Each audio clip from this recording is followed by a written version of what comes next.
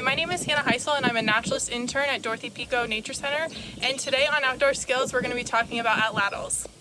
This here is what we call an atlatl. It's a weighted, hollowed out stick or piece of wood that you use to throw your spear or your dart.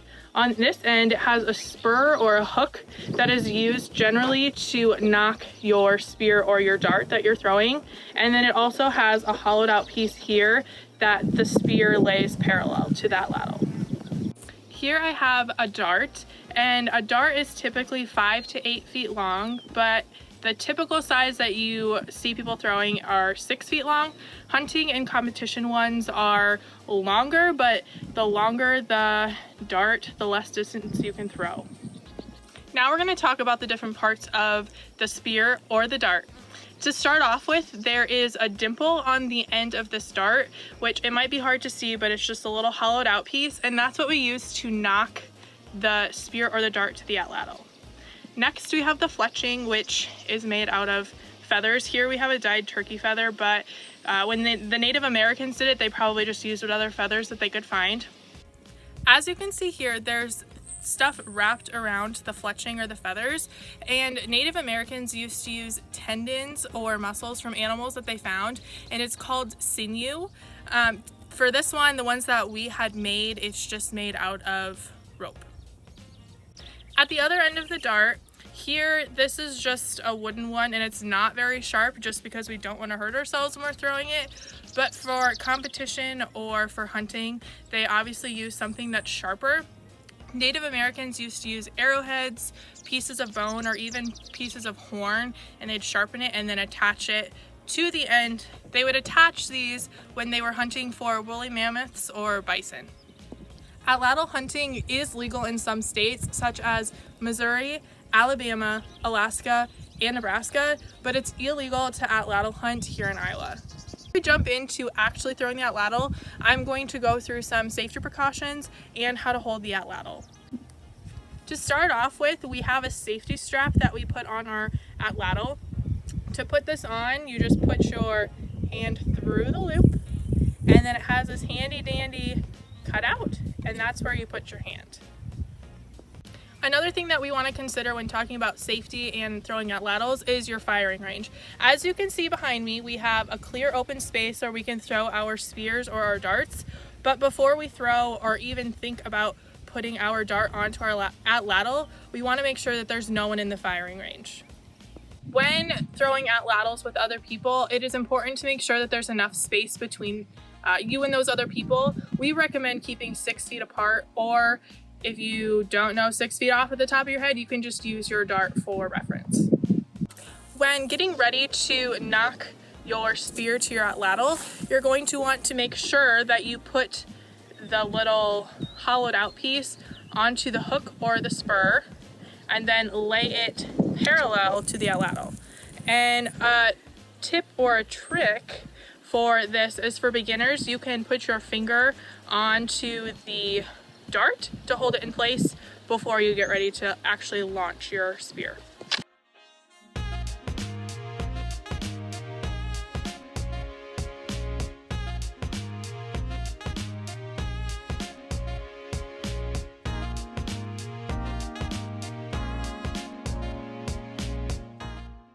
Before I knock my atlatl, I'm going to make sure that there's no one in the firing range.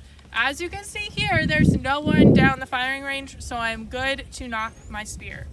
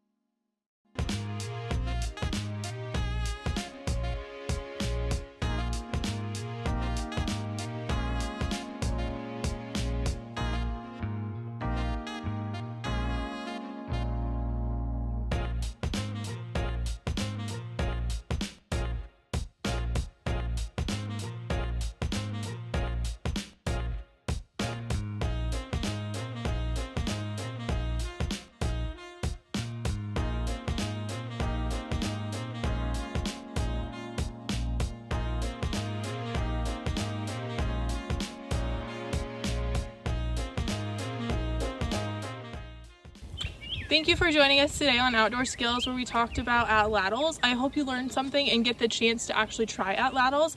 If you haven't already, please subscribe to our YouTube page so you can see further videos from us as well as past videos. And don't forget to like and follow us on Instagram and Facebook.